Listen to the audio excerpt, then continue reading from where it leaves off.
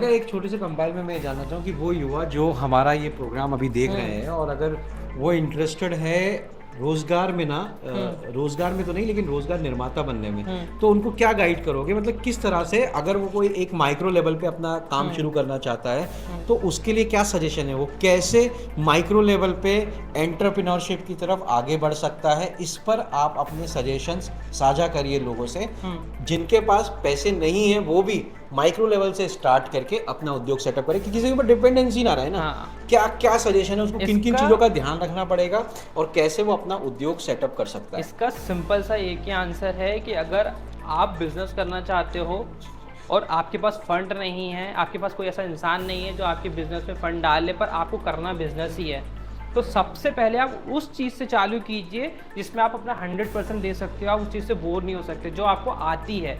आप मतलब कोई ऐसा बिजनेस मत करो जिस पर आप डिपेंड हो जाओ। एक एग्जांपल के साथ समझते हैं कि आप चाहते हो कि आप एक कैफ़े बिजनेस करना चाहते हो, ठीक है, पर आप कैफ़े बिजनेस में ना तो आपको कोई कुकिंग आती है, ना आपके पास शॉप है, आप फुल्ली डिपेंडेंट हो किसी कुक के ऊपर, एक स्टाफ के ऊपर। आप पूरा स्टाफ हायर करोगे, वो जगह लोकेशन पे लोगे, 1-1.5 लाख 2 लाख रुपए लगाओगे, फिर एक बिजनेस करोगे, मतलब उनकी सैलरी बन जाएगी, पर आप कहीं ना कहीं आपको वो आउटपुट नहीं आएंगे, एक दिन आप बंद कर दोगे। पर कोई ऐसी चीज़ जो आपको आती है, आप कैफ़े रेस्टोरेंट डालना चाहते हो, आप डालो। अगर आपको खुद को कुकिंग आती है तो कहीं ना कहीं आपका रिसोर्स बचेगा। वैसे ही अगर हम बात करें, बहुत सारे यूट्यूबर्स होते हैं, तो कहीं ना कहीं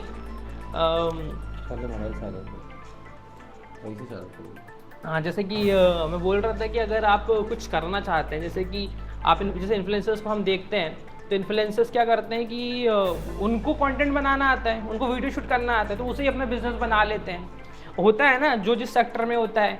हम देखते हैं कि कोई किसी के फादर कपड़े का बिजनेस करते थे, तो बेटा भी कपड़े का बिजनेस करने लगता है और उसको सस्टेन करता है।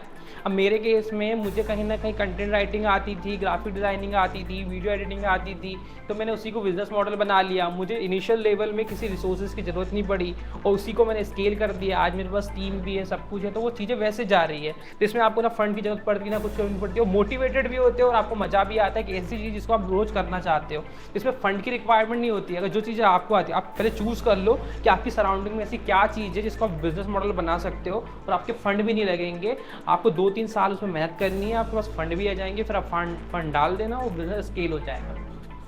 तो कहने का तात्पर्य यही है कि आपको अपने हुनर को पहचानना पड़ेगा, आपके अंदर क्या हुनर है। अगर आप रोज़गार की तरफ ना जाकर रोज़गार निर्माता बनना चाहते हैं तो सबसे पहले अपने हुनर को पहचानिए और उसी हुनर के दम पे एक छोटे लेवल पे अपना काम शुरू करिए और फिर धीरे धीरे उसे स्केल अप करिए। शासकीय कई सारी योजनाएं हैं जिनका आप लाभ भी ले सकते हैं। इस पर डिस्कशन हम करेंगे अपने अगले एपिसोड में इसी कार्यक्रम के, जिसमें हम आपको कुछ महत्वपूर्ण योजनाओं के बारे में बताएंगे जहां से आप सरकार की जो योजनाएं हैं उनका लाभ लेकर के अपने स्टार्टअप्स को मजबूती प्रदान कर सकते हैं फाइनेंशियली तौर पे। तो आज के लिए इतना ही। नमस्कार दोस्तों।